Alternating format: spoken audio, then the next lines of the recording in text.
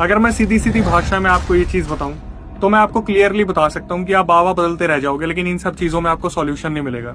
आज का जो पूरा रियल इंसिडेंट है वो हमें राजवीर ने भेजा है, जिनसे कुछ ऐसी ही गलती हुई और उसका भुगतान वो 2025 तक जो है भुगतते आ रहे हैं। राजवीर ने अपनी वीडियो में सारी चीजें मुझे बताई, जहां पर सबसे पहले उन्होंने इस चीज को मेंशन किया कि भाई मैं जमशेदपुर झारखंड का रहने वाला हूँ। एक जॉइंट फैमिली के बीच में मेरा पालन पोषण हुआ, हम सेकंड फ्लोर पर रहा करते थे, सब कुछ जिंदगी में सब कुछ सही चल रहा था। मेरी उम्र 2021 में 21 साल की थी जब ये पूरा रियल इंसिडेंट मेरे साथ हुआ।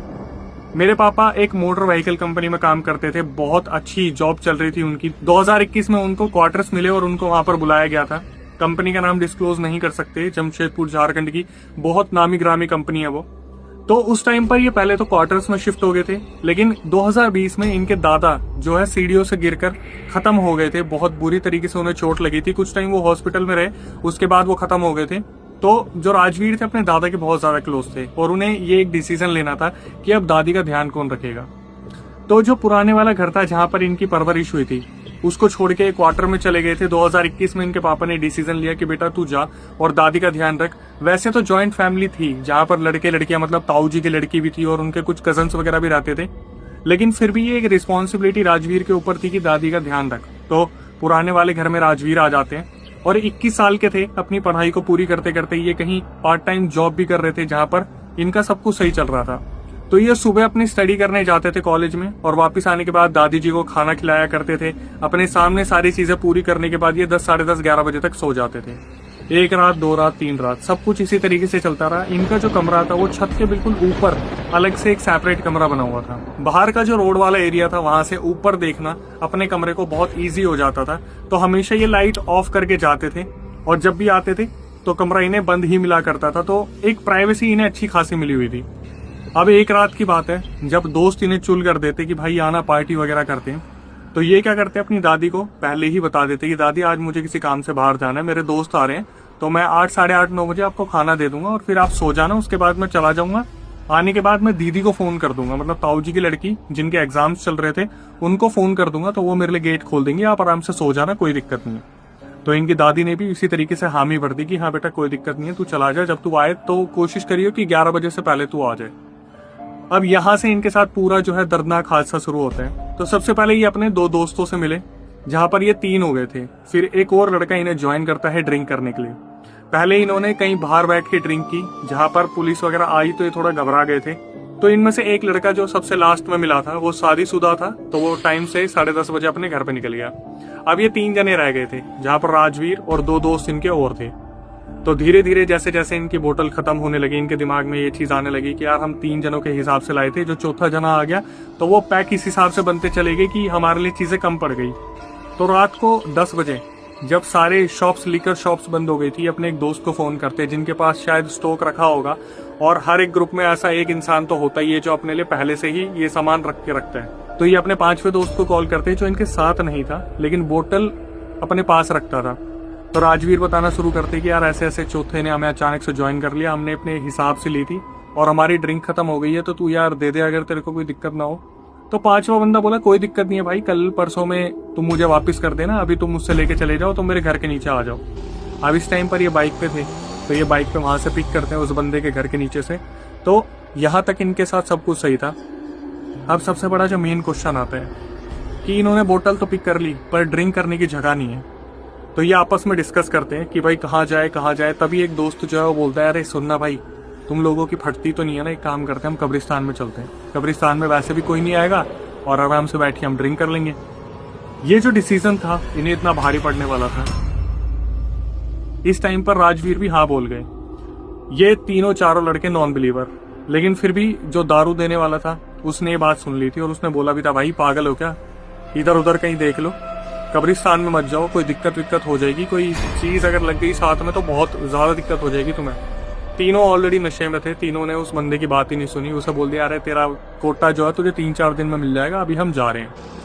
ये बाइक स्टार्ट करते हैं, कब्रिस्तान के बाहर पहुंचते हैं और देखते हैं कि आसपास कोई वॉचमैन या गार्ड वगैरह तो नहीं है। तो इनकी नजर पड़ती है कि कोई भी दूर दूर तक नहीं है, अगर गार्ड था भी तो शायद वो अपने अंदर कैबिन में सो रहा था। ये तीनों अंदर जाते हैं और एक कब्र पे बैठ जाते हैं।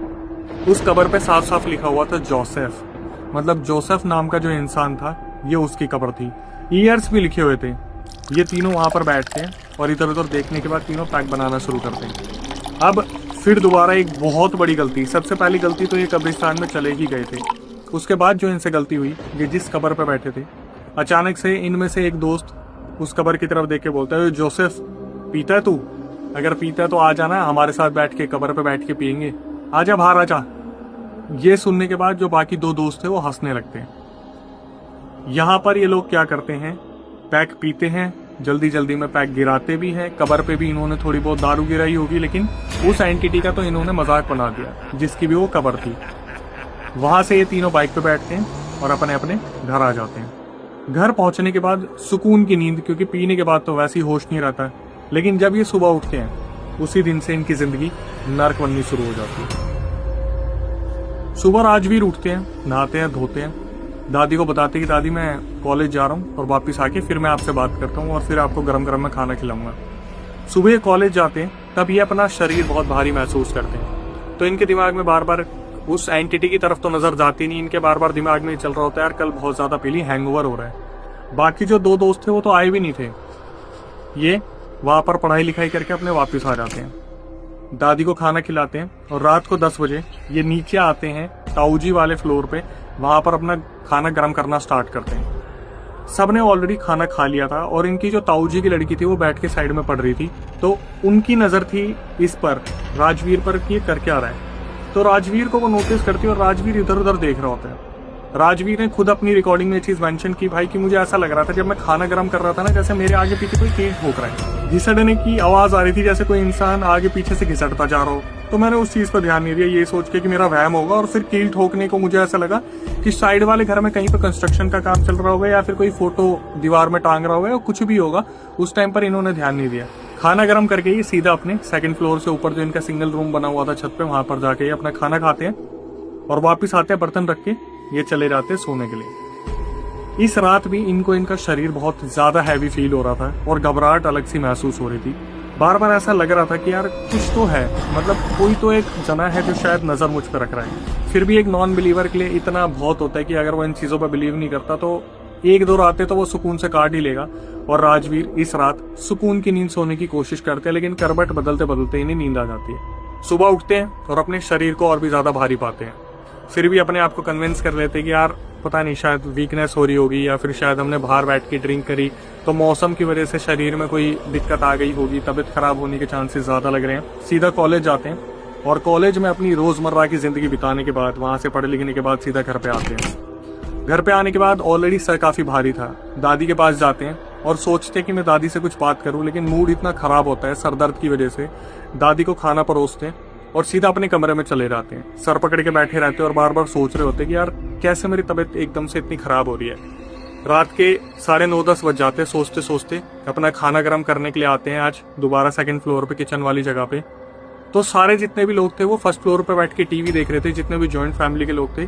सिर्फ सेकंड फ्लोर पे इनकी दीदी पढ़ रही थी, क्योंकि नीचे सब क्रिकेट वगैरह देख रहे थे, टीवी वगैरह देख रहे थे एलईडी पे। तो ये बहुत ध्यान से पढ़ रही थी क्योंकि इनके एग्जाम थे। और ये अभी नोटिस कर रही थी इनकी दीदी कि राजवीर सर पकड़ के आते किचन में और खाना गर्म करना स्टार्ट करते हैं। तो जब ये खाना गर्म कर रहे थे, फिर दोबारा ये इधर उधर देखते कि यार आज भी कंस्ट्रक्शन का काम चल रहा है, लेकिन आज जो ये चीजें महसूस कर रहे थे ये इनके बहुत ज्यादा करीब थी। इनको ऐसा लग रहा था जिस किचन में खाना गर्म कर रहे हैं वहीं पर कोई एंटिटी है या कोई इंसान है जो दिख नहीं रहा और वो अपनी चप्पल घिसट घिसट के आसपास घूम रहा है। और वो जो कील ठोकने की आवाज थी वो इनके बहुत ज्यादा करीब आ रही थी। ये बहुत ज्यादा घबरा गए, लेकिन फिर भी इन्होंने किसी से कुछ डिस्कस नहीं करा और अपने कमरे में गए और खाना खाने लगे। ऊपर जाके बैठे अपने कमरे में खाना खाया और उसके बाद फिर सोचने लगे कि मेरे साथ हो क्या रहा है। इतने में अचानक से गेट खटखटाने की आवाज आती है और ये बहुत ज्यादा घबराने लगते हैं। यार मतलब रात को 10:30-11 बजे मेरे कमरे में कौन आया है। ये जाते हैं दबे पैर और जैसे ही कमरा खोलते हैं तो देखते हैं कि ताऊजी की लड़की सामने खड़ी होती है और वो बोलती है राजवीर अगर तुम्हें कोई दिक्कत नहीं है तो मैं तुम्हारे यहाँ पे पढ़ लूँ, क्योंकि ये लोग मैच देख रहे हैं और इतना ज्यादा शोर मचा रहे हैं जिसकी वजह से बहुत आवाज आ रही है। तो राजवीर भी बोलते हैं हाँ दीदी आप पढ़ लो। अच्छा, आगे बढ़ने से पहले एक चीज मैं आपको बता दूं, ताऊजी की लड़की जो थी इनसे बड़ी थी और अपनी आगे की पढ़ाई के लिए वो बहुत डेडिकेटली कमरे में अकेला पढ़ा करती थी। तो राजवीर सोच रहे थे कि मैं इस बारे में दीदी से कुछ बात करूं ना करूं, लेकिन दीदी जैसे साइड में लैंप जलाकर टेबल पे पढ़ने लग रही थी। इनकी कब आंख लग गई इन्हें पता ही नहीं चला। सुबह ये उठते हैं और सीधा अपने कॉलेज चले जाते हैं। कॉलेज में कुछ और दोस्त भी मिलते हैं इनसे, हालांकि वो जो 2 दोस्त थे जिन्होंने इनके साथ ड्रिंक की थी वो अभी भी अवेलेबल नहीं थे। तो ये दूसरे दोस्तों से बातचीत करते हैं और वो भी यही बोलते हैं, यार तू कितने टाइम से कॉलेज आ रहा है जा रहा है, तेरे 2 दोस्त मौज मार रहे हैं, शाम को बैठते हैं गेड़ी वेड़ी लगाएंगे, कहीं घूमेंगे फिरेंगे। तो ये घर पे वापस आते हैं और दादी को खाना खिलाते हैं और दीदी को, जो ताऊ जी की लड़की थी, उन्हें बता देते कि दीदी अगर आप रात भर पढ़ने वाले हो तो एक काम करना, मैं आने में थोड़ा सा लेट हो जाऊंगा, 10:30-11 बज जाएंगे, तो आप एक काम करना, लॉक करके ना नीचे वाले गेट की चाबी अपने पास रख लेना, और जब मैं आऊंगा तो 2nd फ्लोर पे जहाँ पे आप पढ़ रहे होगे मेरे को बस बाहर आके बालकनी में मैं कॉल कर दूंगा, मेरे को चाबी पकड़ा देना।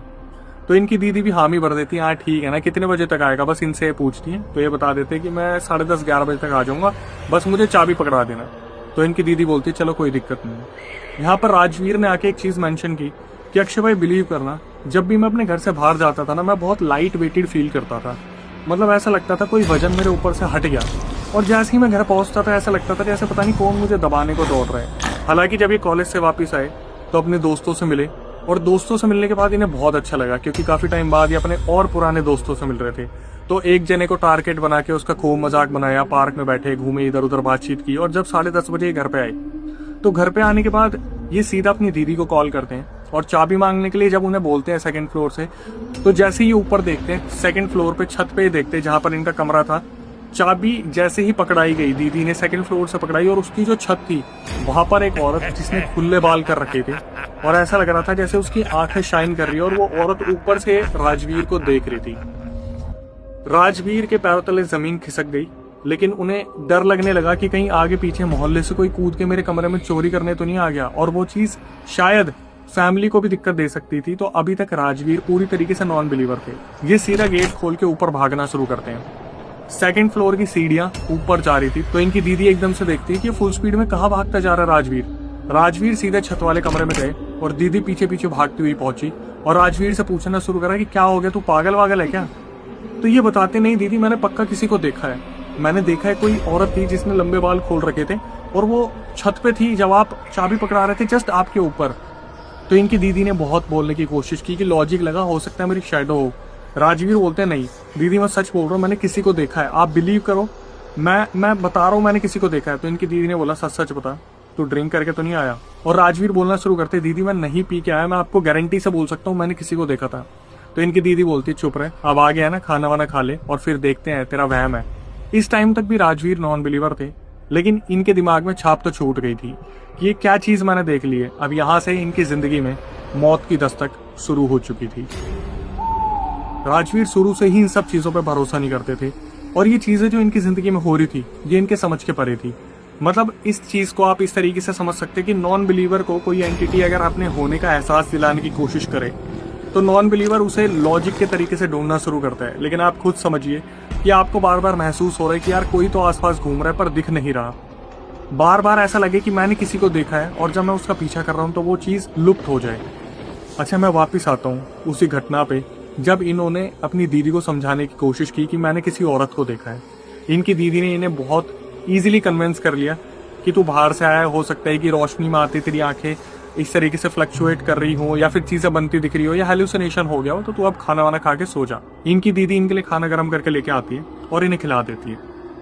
मुश्किल से बहुत ही देर, मतलब ये लगा लीजिए अगर 10:30 बजे या 11 बजे इन्होंने खाना खाया होगा तो 1-1:30 बजे इनकी आंख लगती है। 3 बजे इनकी आंख खुलती है जब ये वॉशरूम यूज करना चाहते थे। ये दबे पैर उन्हीं सारी चीजों को सोचते हुए कि मैंने किसी औरत को देखा था, वॉशरूम की ओर जाते हैं। वॉशरूम अंदर से बंद करके यूज करते हैं। जैसे ही ये गेट खोलने की कोशिश करते हैं, अचानक से इन्हें पता चलता है कि बाहर से किसी ने लॉक कर दिए। ऐसे टाइम पर आपको गुस्सा बहुत आता है जब आपको नींद बहुत ज्यादा आ रही हो। उस टाइम पर इनको सीधा पता चल गया कि दीदी मजाक करने के मूड में है। ये नॉक करने लगते हैं अंदर से और चिल्ला चिल्ला के बोलते, दीदी ये कोई मजाक करने का टाइम नहीं है यार, मैं नींद में था और मुझे अभी भी नींद आ रही थी और आपने ना मेरी नींद उड़ा दी। दीदी प्लीज खोलो गेट को, ये कोई मजाक करने का वक्त नहीं है। जब ये देखते कि यार दीदी कोई रिस्पॉन्स क्यों नहीं दे रही है, तब इन्हें अजीब सा लगता है। और इनकी एक सबसे पुरानी आदत, ये जब भी उठ के जाते थे वॉशरूम में फोन जरूर लेके जाते थे, और आधे से ज्यादा लड़कों की आदत होती है। ये अंदर से दीदी को फोन करते हैं, जो कि 2nd फ्लोर पे पढ़ने लग रही थी। रात के 3 बजे थे। दीदी फोन उठाती है और बोलती है, अरे तू सोया नहीं अभी तक। ये बोलते, दीदी फटाफट ऊपर आओ और मेरे वॉशरूम का गेट खोलो। दीदी बोलती है, वॉशरूम का गेट खोलो। उनको कुछ समझ नहीं आया। वो ऊपर आती है और वॉशरूम का गेट खोलती है। तो यहाँ से राजवीर सीधा बोलना शुरू करते कि दीदी ये कैसा मजाक था, आप खुद बताओ कि ये मजाक इस टाइम पर सही है? मतलब आप पढ़ने बैठते हो, इसका मतलब आप इस तरीके से मेरी नींदें उड़ाओगे? दीदी बोलती है एक्सक्यूज मी, पहले सुनो मेरी बात, मैं ऊपर तक नहीं आई हूँ, मैंने कुछ किया नहीं है। तो इस टाइम पर दीदी और इनके बीच में बहस छिड़ जाती है। दीदी बोलती है कि तू सच सच बता, तूने कोई कांड तो नहीं करा ना, तूने कुछ गलती तो नहीं की है, तू कहीं ऐसी वैसी जगह पे होके तो नहीं आया? और ये बोलते कि दीदी कैसी बात कर रहे हो यार, आप ना बिल्कुल बच्चे बन गए इस टाइम पे। दीदी बार बार बोलती है कि देख, मैं 2-3 दिन से तेरी ना एक्टिविटीज को ऑब्जर्व कर रही हूँ, मुझे बड़ा अजीब लग रहा है, तेरी हरकतें ना मुझे ठीक सी नहीं लग रही। और समझ तो राजवीर भी रहे थे, लेकिन वो ना चीजों को टाल रहे थे कि नहीं दीदी कैसी बात कर रहे हो यार। तो एकदम से जो दीदी थी वहां पर, वो बोलती है सुन भाई, मैं मानती हूँ कि ना भूत प्रेत होते हैं और मुझे ऐसा लग रहा है कि तेरे साथ ना कोई दिक्कत है। तो राजवीर हंसना शुरू करते और बोलते अरे दीदी आपने कर दी बच्चों वाली बात, मैं यही एक्सपेक्ट नहीं कर रहा था आपसे, लेकिन आपने भी ना वहीं जाके तारे जोड़ दी, ये भूत प्रेत कुछ नहीं होते। तो दीदी बोलती है लास्ट नाइट जो तू भाग के आया था वो क्या था, और उससे पहले भी तू बोल रहा था कि तेरे को घसीटने की आवाज आ रही है, किसी इंसान के चलने की आवाज आ रही है। तो ये लॉजिक निकालना शुरू करते राजवीर की दीदी हो सकता है यार आगे पीछे कंस्ट्रक्शन का काम चल रहा हो और हो सकता है कि मैं हेलुसिनेट कर रहा हूँ, आपने तो बोला था, आप क्या भूत प्रेत की बातें कर रहे हो? राजवीर के दिमाग में कहीं ना कहीं एक डाउट तो था, लेकिन उन्होंने अभी भी इनसे क्लियर नहीं किया। तो ये बोलते ठीक है दीदी मैं सोने जा रहा हूँ, और एक तरफ इनके दिमाग में होता है कि दीदी एक बार पूछ ले कि मैं तेरे साथ कमरे में पढ़ लूं अगर तेरे को दिक्कत तो नहीं है, ताकि राजवीर सुकून की नींद सो जाए। लेकिन दीदी ने ऐसा कुछ भी नहीं पूछा, दीदी सीधा अपने फ्लोर पर चली गई क्योंकि ऑलरेडी सब सो चुके थे। राजवीर अपने कमरे में आए और करवट बदलते रहे, कम से कम 1.5 घंटे तक इन्हें नींद नहीं आई। बड़ी मुश्किल से इन्हें नींद आई और ये बड़ी ही मुश्किल से सो पाए। सुबह उठते हैं और अपने पार्ट टाइम काम पे जाते हैं, जहां पर मुश्किल से इन्हें कोई काम मिला होगा। तो उस टाइम पर इनको ट्रक लोड करके कहीं पे ड्रॉप करने को एक काम दिया गया था, जहां पर इनके वो दोस्त भी आए थे जिन्होंने ड्रिंक कर रखी थी, जिनका नाम तो मैं नहीं लूंगा, उनका एक इमेजिनरी नेम हम रख देते दीपू। तो राजवीर के साथ उस दिन दीपू भी थे, जिन्होंने उस रात इनके साथ ड्रिंक की थी कब्रिस्तान में। अब दोनों को ही बुलाया गया था काम के लिए, पार्ट टाइम काम था, इन्हें एक जगह से ट्रक दूसरी जगह पर पहुंचाना था, वो पूरा लोड होना था। ये दोनों ही दोस्त जल्दी पहुंच गए थे, और जब राजवीर वहां पहुंचते हैं तो उस टाइम पर जहां पर ट्रक लोड हो रहा था वो जगह बहुत ज्यादा खाली थी। तो ये घूम रहे थे, राजवीर जो है कहीं से सामान लेके आ रहे थे, तो पीछे से अचानक से इन्हें एक आवाज आती है कि अभी भी वक्त है, माफी मांग लो। राजवीर बहुत न्यूट्रल रिएक्शन देते, पीछे मुड़ के किससे माफी मांग लूं, क्या बोल रहा है दीपू? और ये देखते दीपू वहां पर है ही नहीं। राजवीर उस टाइम भी बहुत गहरी सोच में पड़ गए कि मुझे ये किसने बोला कि अभी भी वक्त है, माफी मांग लो। राजवीर को अचानक से दीपू दिखते हैं सामने से आते हुए, और राजवीर बोलते कि क्या बोल रहा था भाई, मैं माफी मांग लूं? क्यों मांग लूं, किससे मांग लूं? दीपू बोलते भाई तेरा दिमाग ठीक है, मैं जस्ट अभी आया हूं, मैं क्यों बोलूंगा किसी से माफी मांग ले? तो यहाँ पर राजवीर भड़क जाते और बोलते ओ सुन भाई, इतने दिनों बाद तो तू मिला है, तेरा आता पता है नहीं, और तू मेरे को बोल रहा है मेरे से माफी मांग ले, मैं तेरे से क्यों माफी मांगूंगा? दीपू बोलते भाई तू पागल हो गया क्या, मैंने कब बोला माफी मांग ले? इन दोनों की ये बहस चल रही थी और कंफर्मेशन किसी भी चीज का मिल नहीं पा रहा था कि किसने क्या बोला है। ये अपना काम निपटाते हैं और इनके आपस में उस एंटिटी से रिलेटेड या कब्रिस्तान से रिलेटेड या इनके आसपास या इनके साथ क्या हो रहा है, इन्होंने कोई भी चीज डिस्कस नहीं की। ये होने के बाद ये दोनों अपने अपने घर पहुंच गए, और आप इमेजिन कर सकते हैं कि दीपू अगर इतना शांत था और राजवीर अगर कुछ बोल रहा है, तो कोई तो चीज थी जो दीपू को भी घेर के बैठी थी, लेकिन दीपू ने उस चीज को बताया नहीं।